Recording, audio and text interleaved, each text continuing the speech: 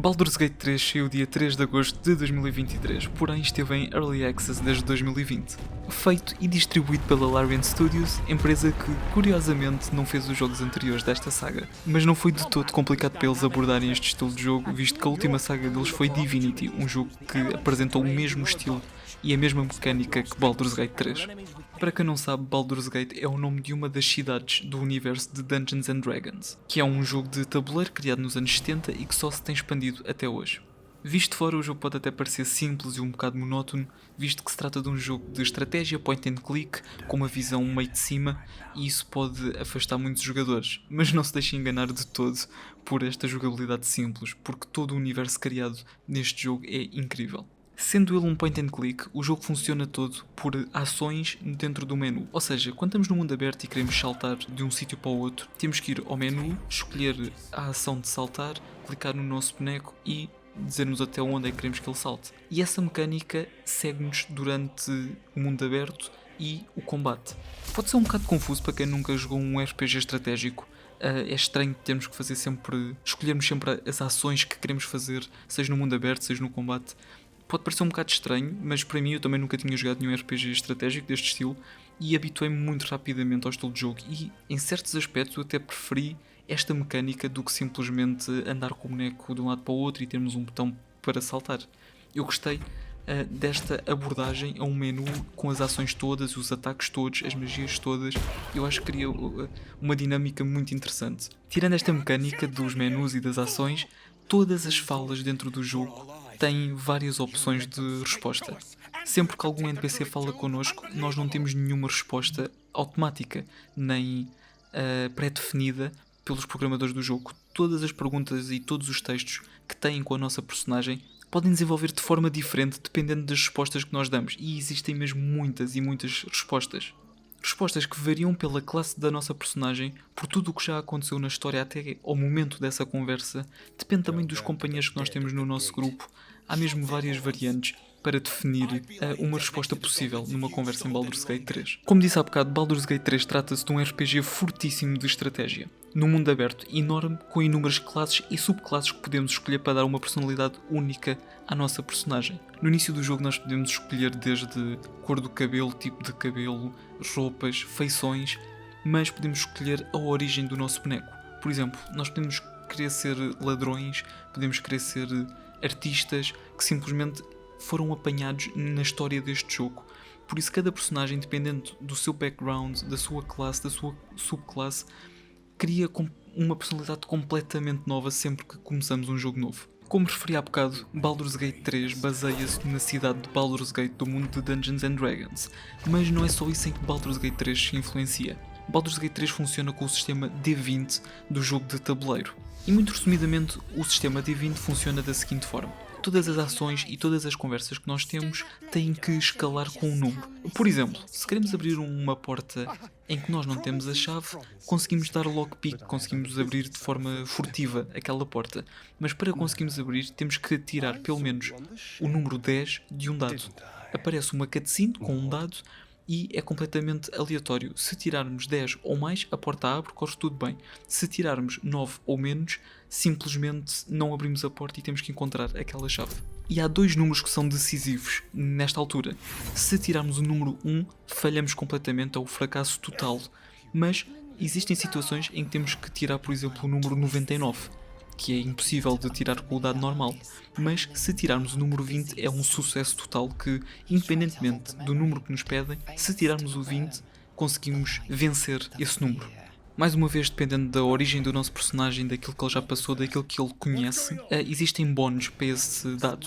Por exemplo, um dos companheiros consegue-nos dar um bónus que vai desde de 2 a 6, acho eu, de bónus no dado. Ou seja, lançamos o dado, imaginem que calha 10. Com esse bónus pode acrescentar mais 2 ou mais 6 a esse número. Por isso, se tivermos que tirar o número 12 e calhar 10, ainda temos a oportunidade de conseguir vencer esse número e de passar nesse objetivo. Apesar destas mecânicas todas, o que para mim me fascinou em Baldur's Gate 3 foi mesmo a história, e foi para mim o melhor RPG de 2023.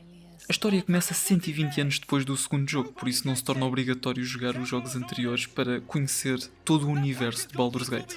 A personagem principal acorda dentro de uma nave de Mind Flayers, que é uma espécie de inimigos do jogo. Eventualmente conseguimos sair da cápsula onde estamos presos e encontramos vários personagens dentro da nave que se podem tornar nossos aliados no futuro. E o conflito da história começa quando percebemos que os Mind Flayers estão a meter parasitas na cabeça das pessoas. Esses parasitas servem para eles conseguirem expandir a sua população, basicamente tornam as pessoas em Mind Flayers. E é a partir daí que a história se desenrola. Nós conseguimos escapar da nave e o nosso objetivo é arrancar esta parasita dentro da nossa cabeça. O que se torna muito mais complexo durante o desenvolver do jogo, mas não vou dar spoilers para não se estragar a experiência. Apesar da história ter início, meio e fim, tudo depende das personagens que nos acompanham durante a nossa jornada, depende também de todas as sidequests que nós fizemos durante o jogo, depende das pessoas que nós conhecemos durante o caminho a Baldur's Gate, depende de muita coisa, depende de conversas que nós tivemos ou não tivemos com certas personagens. Todas as ações, tudo o que fazemos no jogo influencia a forma como o jogo acaba. Talvez uma personagem que queira estar connosco já não quer porque dissemos alguma coisa mesmo no início em que eles ficaram a pensar naquilo e já não querem mais estar connosco depois do jogo acabar. E devido a todas estas opções, todas estas personagens que nós podemos ter na nossa party, todas estas sidequests que podemos ou não fazer, a história do jogo pode acabar em 17.000 formas diferentes. Não são só 17 formas diferentes, o que já seria um número enorme, mas são 17.000. Eu acho que ainda não existe ninguém que conseguiu fazer todos os finais possíveis.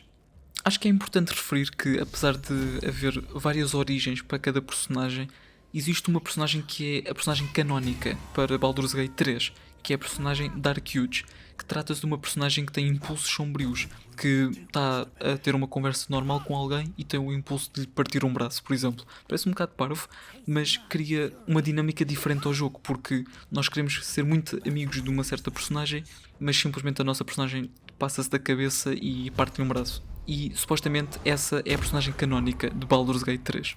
E mais uma referência a Dungeons and Dragons é que o jogo todo é narrado pelo Dungeon Master. No jogo de tabuleiro, o Dungeon Master é a pessoa que cria a história e que vai-lhes dando os desafios durante a jornada, que basicamente mete lá inimigos para eles matarem. Por isso, durante o jogo, nós temos também este Dungeon Master, que é o narrador da história.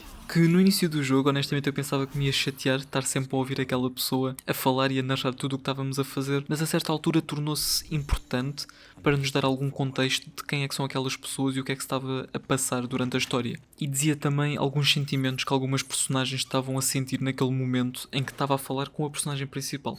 Por isso eu sinto que o narrador é algo fundamental para este jogo. Como disse há bocado, Baldur's Gate 3 foi o melhor RPG de 2023, mas ainda vos digo mais, para mim é o melhor RPG já feito de sempre. Para além da história genial que foi contada neste jogo, existem também personagens únicas. Todas as personagens têm uma personalidade específica e bastante marcante. Eu não me lembro de nenhuma personagem que eu não tenha gostado durante o jogo todo, seja personagens que podem estar na nossa equipa, seja um cidadão que encontramos durante 5 minutos e que nos deu uma palestra sobre algum tema qualquer. Cada personagem é mesmo interessante e acrescenta muita coisa ao jogo. O jogo está dividido em 3 capítulos e cada capítulo passa-se num mapa específico e todos os mapas são únicos. O último é Baldur's Gate, a cidade, mas os outros 2, que são uma floresta e uma floresta assim mais sombria, são mesmo lindos. É um espaço mesmo incrível de se passar horas e horas a tentar descobrir todos os segredos daquele mundo. Como existem várias classes e subclasses, tem que também existir uma grande variedade de armas e de roupas. E existe.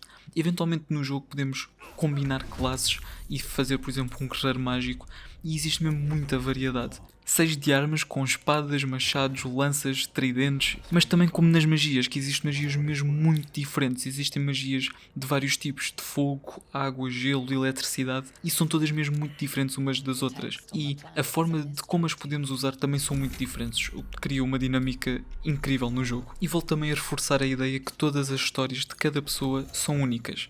Eu fiz 2 runs, uma quando o jogo saiu e outra para gravar o conteúdo deste vídeo, e nesta segunda run eu já fiz missões secundárias que eu nem sequer sabia que existiam da primeira vez que eu joguei. Já encontrei personagens novos, armas novas, armaduras novas, sítios novos, coisas que eu nunca tinha visto e que eu tenho a certeza que no final do jogo vão influenciar o meu final. Por isso eu volto a reforçar esta ideia que vocês vão jogar e vão ter uma história completamente diferente de um amigo vosso que já tenha jogado. E quero também falar das expressões faciais em Baldur's Gate, que são as expressões faciais mais lindas que eu já vi em todos os jogos. Eu não sei como é que eles fizeram a captura de expressões faciais, mas ficou incrível. Seja pelos olhos, pelas bochechas, pelo queixo, pelas sobrancelhas, todas as personagens.